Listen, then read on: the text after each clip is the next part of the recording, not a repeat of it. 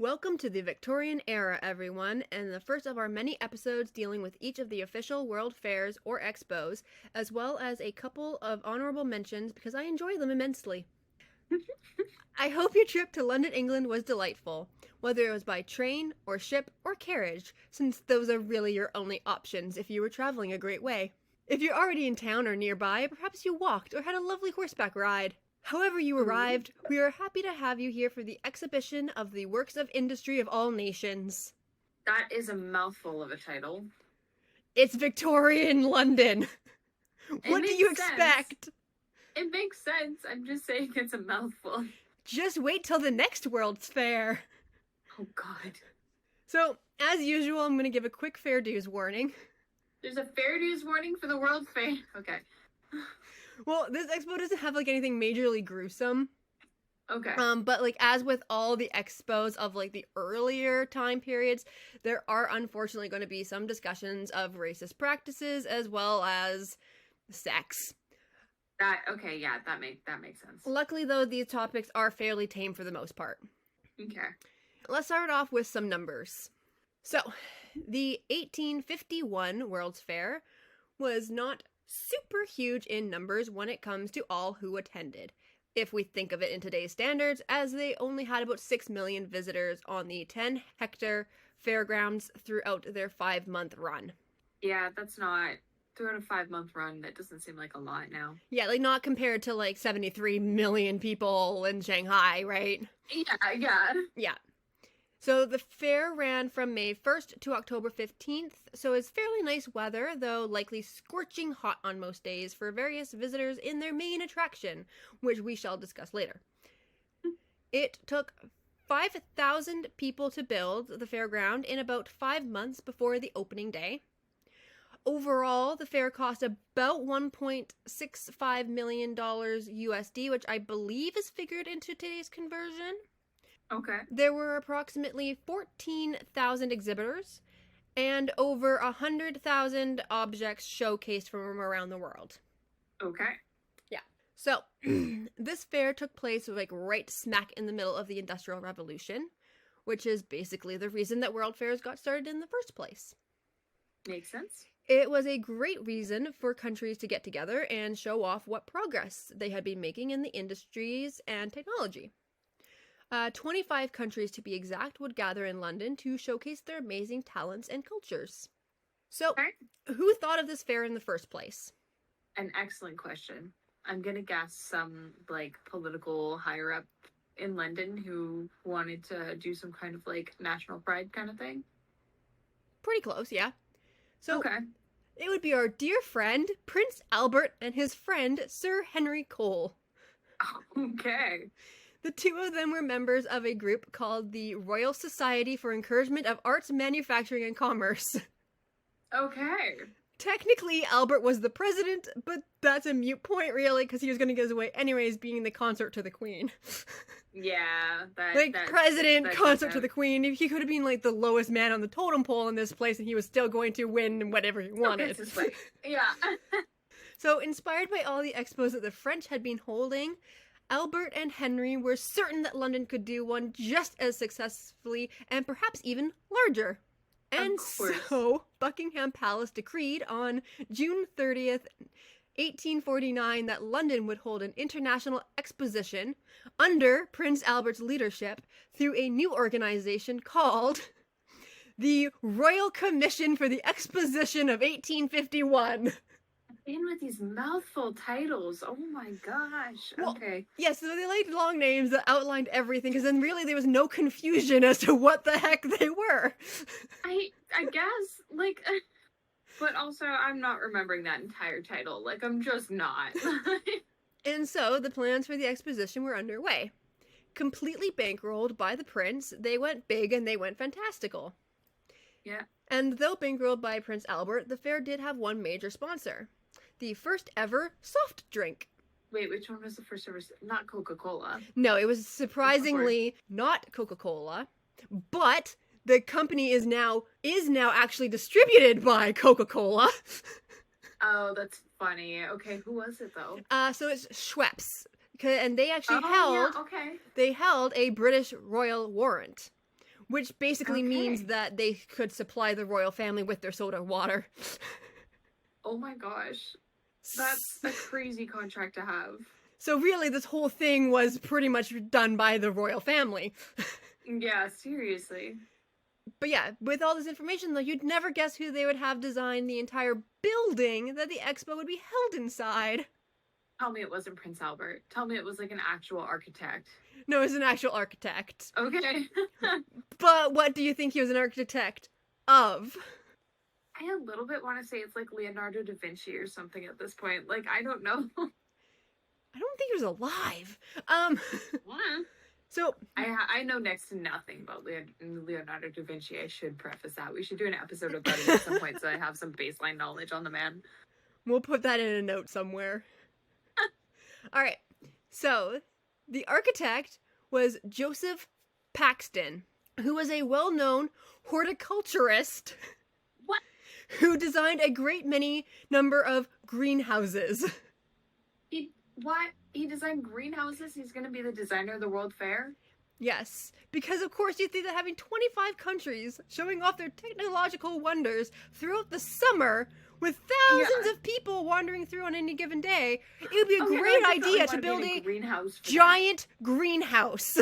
Why? Over the summer, over the winter, sure, but like, why? As I said, that sounds like that's a recipe for mass heat. Frosty the Snowman. Yeah, Oh trap my everybody gosh. in a greenhouse. They're gonna melt. This is not like, oh my gosh. When So- you said Frosty the Snowman, at first I thought you meant the song, and then I remembered the movie like in flashbacks, and I was like, oh no, wait. Yep. So this building would become known as the Crystal Palace. It was roughly 563 meters long by 124 meters wide and made completely out of iron and glass in a way that it could be easily assembled and then disassembled after the expo. Okay, this is going to be a comment for all my Sarah J. Maas girlies. Throne of Glass? They made the glass castle? Pretty much, because there was over 300,000 panes of glass making up this completely see-through building where the my only God. light needed during the day was the sun. Literally the entire time I was reading Throne of Glass, like as soon as they described it as like actually being made of glass, the only thought I had about that castle for the rest of the series until obvious like big events happened was that like this sounds like a terrible idea for a fortress and that it would be so easy to shatter the whole thing. Didn't she shatter it? Later in the series, that's exactly what happens, and Yeah. I've lost my mind. Yeah. So, sadly, the Crystal Palace is no longer standing in Hyde Park.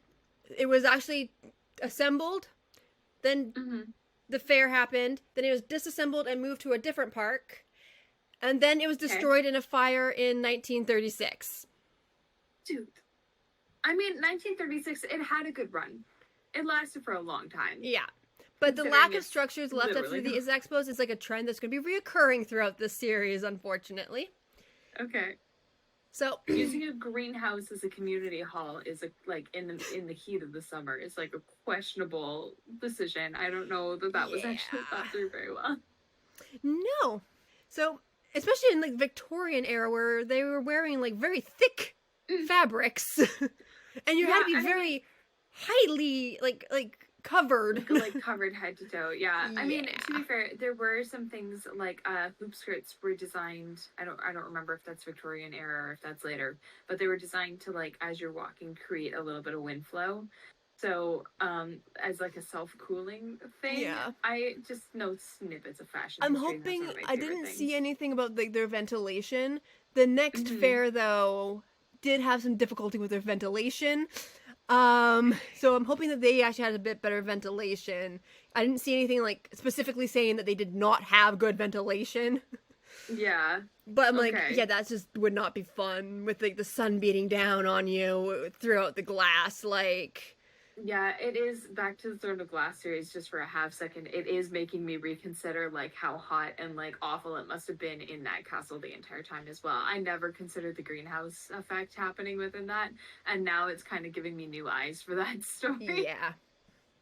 That So, would not, I feel like that wouldn't actually be comfortable, like, no, at all. not at all. Ugh. No. So, tickets to the fair were sold for 5 shillings for the first 3 weeks and on weekends. Mm-hmm. This was way too expensive for most people. Mm-hmm. And so, after the first 3 weeks, prices were lowered to 1 shilling or 5 pence for the lower class, but only on weekdays. Okay. This was actually like the first that time checks that out. this was ever done. That the working class were actually allowed entrance to this type of event.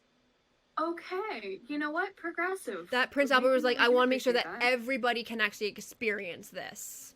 Okay. All right. You know what? I will give credit where credit is due on that. And then. so over 4 million people took advantage of the ability to experience the wonders on display using this lower ticketing system. And you said there was like 6 million visitors in total, so that's Yeah. like a vast majority of the people who came and saw it. Yeah. Cool. There was another portion of the event that was basically ticketed as well, which we normally would not see ticketed today. My brain is like cycling through all the different things that we don't charge for today that I could possibly imagine would have been back then. What?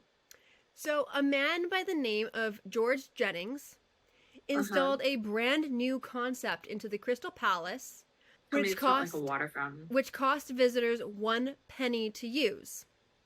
Tell me it's not a water fountain. Indoor public flush toilets. A bathroom. Okay. See, I thought I considered that on my list of things that we don't charge for that they may have used to charge for. And I was like, no, they wouldn't charge for a bathroom though. Otherwise, like, where else are people gonna do it if they can't afford it? The like, outhouse. Okay. But if you want to use the You know fancy new indoor public flush toilets, then you have to charge. you go and spend a penny, which is Got where we it. actually got the phrase "spend a penny" from. Okay. That's literally where we got that phrase from using the indoor public flush toilets at the 1851 World Fair in London, England. I've literally never heard that phrase before, so that's What? How have you never heard the phrase I don't "spend a know. penny"? I've never heard that phrase, not in this context. Like, Not even in this context, but like in any context, like of spend a penny. well, yeah, like when you say penny like for your thoughts and stuff like like no, that, like but like I- spend a penny, just- take a pen, like or whatever. Like okay, sure, What? never mind. Take a penny, leave a penny, because that's totally different. Like, There's like various ways that you can use spend a penny. oh, we were literally just talking about the pennies. What? Never mind. Okay. So as to the actual exhibits themselves, the organizers boasted that you could find every conceivable invention. That's a big claim. That is a big claim. It's a huge freaking claim. How well did they pull it off? I don't know. Half of the 17,000 vendors were from the UK, while the other half came from the other 24 countries in attendance. It's kind of hard to tell. I'm like, there's not like a list of every conceivable invention at the time to know if they're actually pulled off. How many? No, but I want to know like how many different inventions did they have? Like They had a shit every ton. conceivable. They had 100,000, like over 100,000. So close enough, you could probably convince the layman Yeah. that is every conceivable. Pretty Okay, much. Okay, You okay. could- I'll give him that. I'll give Honey, him that. it's the 1800s. You can convince anybody of anything. This is true. You could convince them to spend a penny to go to the friggin' bathroom. But the fancy bathroom. Exactly. So all of these exhibits were sectioned off into 4 groups: raw materials, machinery, manufacturing, and fine arts. So the fine arts section included architecture and sculpting, but not paintings. I guess painting was considered too high of a profession to be shown off at the expo for this year. Fascinating. Okay. Because I mean, like at this point, like painting was like a little bit more of like a high class thing. It wasn't like really like a trade. It wasn't just a for funsies kind of. Yeah. Yeah, So then for these sure. sections were then classified almost kind of like the Dewey Decimal System into areas. Oh. Okay. So, for example, you'd have categories like chemical and pharmaceutical processes and products, or you'd have like Okay. civil engineering, architectural, and building contrivances. kind of a thing, right? Because Yeah. at this time, like at this point in world fairs, you would actually have like almost like a competition happening that you would actually win Okay. prizes for your inventions in each of these categories. Oh, that's cool. So, some of the exhibits that were shown included new trains by the Great Western Railway, Okay. Robert Stephenson's hydraulic press, which was a printing machine that could make 5,000 copies an hour. Wow. Yep. Think about trying to make 5,000 copies an hour right now. Yeah. And how Like, your boss even would by be like, today's hurry standards, it the that's fuck fast. up. Oh my gosh, yeah. I work in a public library. I'll neglect to mention which one. Uh and that's yeah, if we could print 5,000 copies in an hour, that would make so many people's days go by so much faster. And an early fax machine. Cool. That's a really early fax machine. Yeah. That's very cool. Another interesting invention was a type of tangible ink for the blind. So, from what I can tell doing research, it was an early idea towards Braille, but somehow using ink to make the raised dots instead of like actually like punching the paper. Okay. For those of you who would want to see something more spectacular inside of the giant greenhouse, you could stare at the giant 27-foot high pink glass fountain in the very middle of the building. You That could sounds amazing. ogle at the various textures of fabric found in the Indian pavilion as you are mesmerized by the howdah on a stuffed elephant. For those of you who Cool. don't know the term, a howdah is like the giant carriage with a canopy that can be used to ride an elephant. We usually see it depicted for like the upper class travels. You may have also been entranced by the neo-Gothic medieval court recreated, or by the naked statue on the rotating plinth called the Greek slave. And it's just a naked person as a statue. It's like, you know, for like the your last one. usual like Greek. But yeah, Yeah. but when I think of like those Grecian statues, I think of like Aphrodite or like Yeah, it's just a Greek slave. yeah, and this It's is a just, random like, a Greek guy. slave, I guess. It's just a guy. I think it was actually a woman. Kind of hilarious. It was Okay, a so it's female just a Greek person. slave, yeah. Yeah, It's it's just a random lady. Yeah. All right, cool. I personally would have liked to have purchased the defensive umbrella, which was an umbrella and weapon in one. I don't have specifics on what type of weapon, but I'm going to guess it was a knife since their guns were not that reliable yet. That makes sense. That reminds me of like the knife cane from Six of Crows. Yeah. Yeah. But this is an umbrella, so you have like Yeah. so you can protect yourself from the rain and any attackers. Yeah. Or handsy men. That's true. That makes sense. They used, I think it was the Victorian era that they used hairpins in a similar way too. Yeah. Yeah. Yeah. All right. So now there's one country that exhibited that I would like to take a small but deeper dive into since we both kind of live here, and this is going to become a trend for each episode. So, even though Canada didn't actually start becoming a country until 1864 to 1867, we were a British colony and able to take part in the world's fairs as an emerging nation. Our exhibitions focused on land and its uses, which unfortunately was reinforcing the message of settler colonization and the creation of a civil society in uncharted lands. So there was one thing, though, that did sort of make up for it, and that is that there was actually a tension in Canada's exhibit about this dynamic on the new land between the national and colonial relationships. Okay. Apparently, many of the pieces shown off actually showed the grandeur of the empire, but also showed the differences of the local indigenous population. Okay, so they did include indigenous inventions in art and stuff. Yeah. Cool. The actual message is likely lost to us as we're looking at it with a modern lens, but it's always hard to say. Like, it could be that they were actually, like being like, no, we are these great people and this is the lesser people, but we're looking at it as a tension. I didn't even consider that. That's so stupid of me. I was like, okay, so they're showing off their art and their inventions, and I'm like, immediately, I'm like, look, they're clearly praising it, and I'm like, I didn't even consider that they would be disparaging it. That's so That's so frustrating. Oh Yeah, my god. because like we don't have proof as to like the actual message Intent behind behind, it. like, intent, right? I got it. I got it. It like could have been doing the circus thing where it's like making a spectacle of it. Like, ooh, look at this weird thing over here, and it's like, no wait, that's freaking gorgeous. Yeah. Like Well, nothing will impress me like more like consistently than indigenous beadwork. I am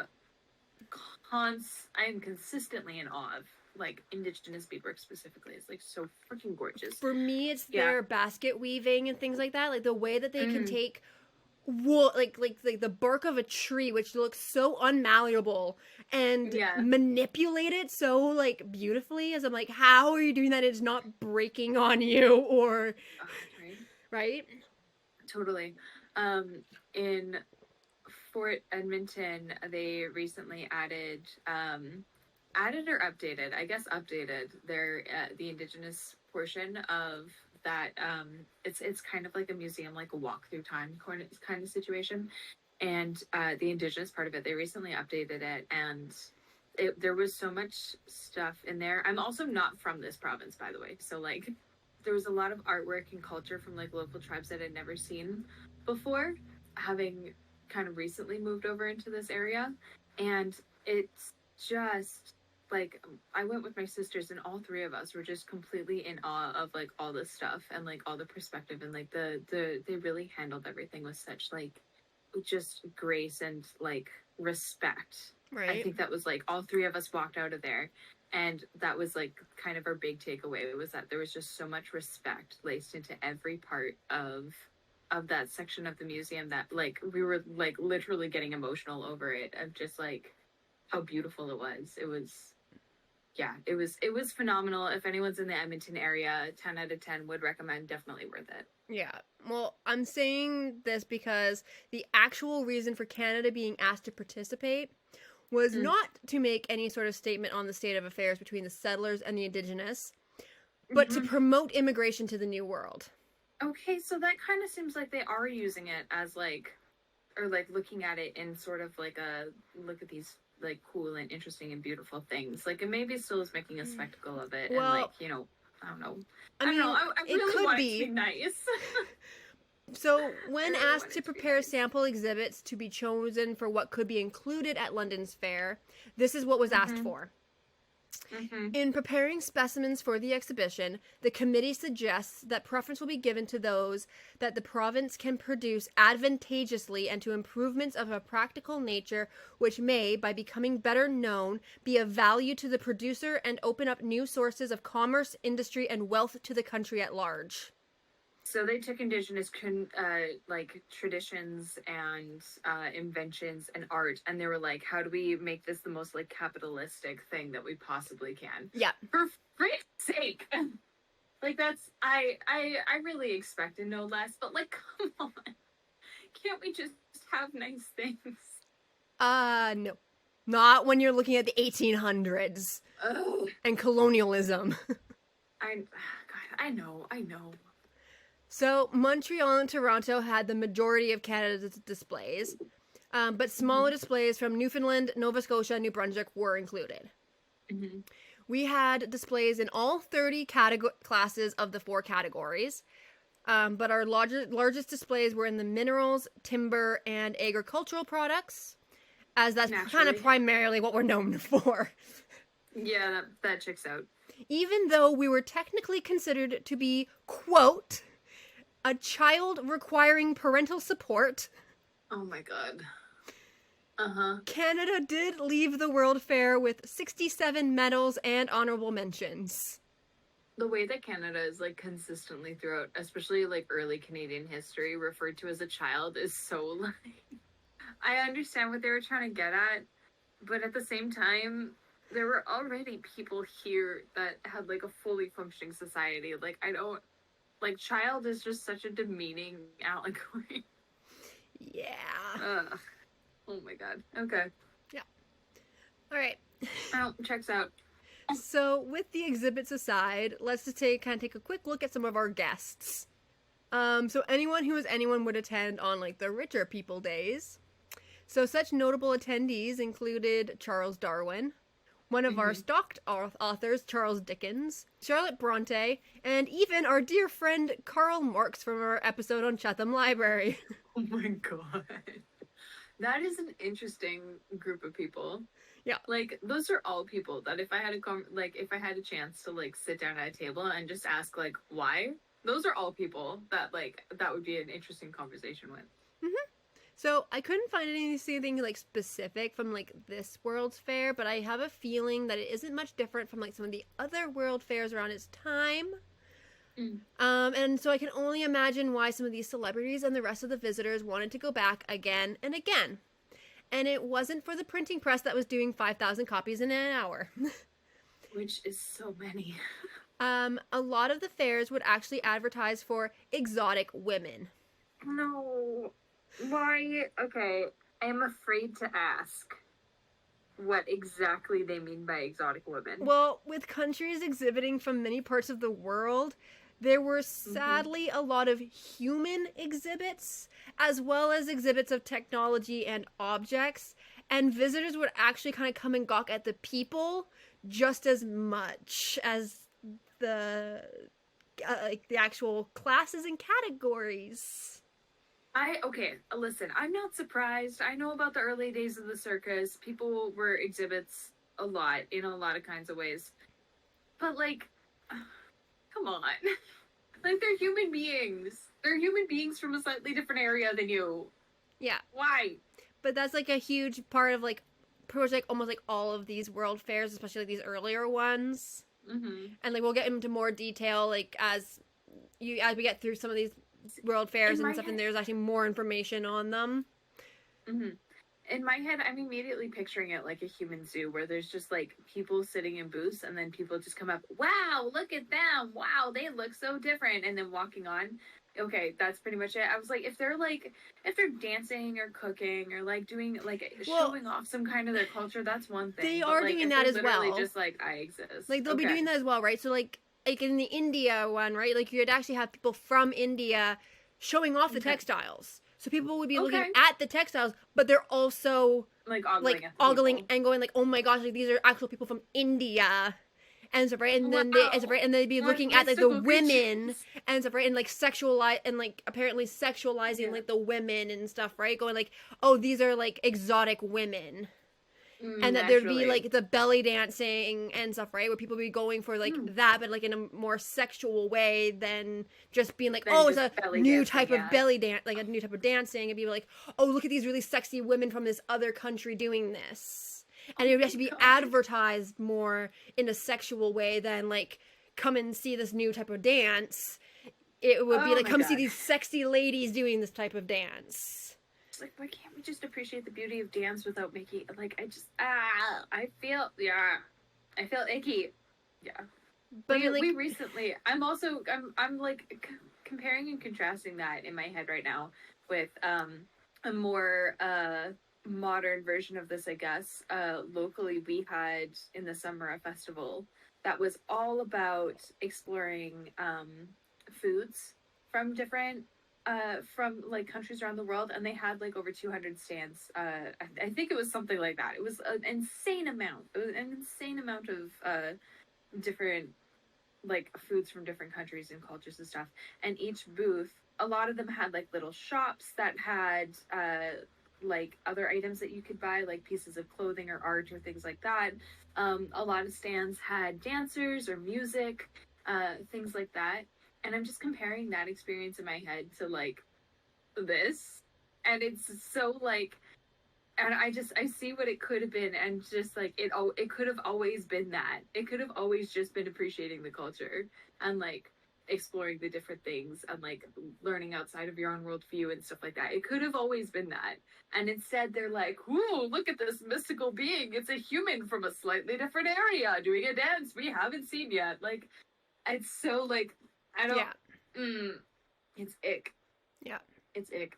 Well, I mean, like with all that aside, like London does seem to be tamer than their later counterparts on like this kind of aspect. But at least it's not like. Well, I mean, but it's not as clearly noted in, or like it could just be not as clearly noted in their surviving history of the Expo. That checks out. Right. That makes sense. And even though they spent a lot to create the expo, they did make a great profit, bringing in about $18 million in today's conversion. No, I believe it. So Prince Albert's commission actually funneled that profit into a new district dedicated to science and learning in South Kensington, where we actually find many museums today, including the Victoria and Albert Museum. And the commission still exists, awarding grants and scholarships to budding scientists, researchers, and designers. Okay. So at least some good came out of it from the sounds of it then. Yeah. So while nothing actually physically survives from the London 1851 Great Exhibition, we do have some amazing artist renderings and photos of the Crystal Palace before its fiery demise, which we will share on our Instagram with you so you guys can all experience the opulence of the expo before we jet off to Paris for a turn. Cool. And no, we are not at the Eiffel Tower yet. We're not even close. I really expected this story to contain a lot more heat stroke and people passing out in masses just in the fact that they're in a glass house. So there's actually no known records of people passing out, which I'm surprised.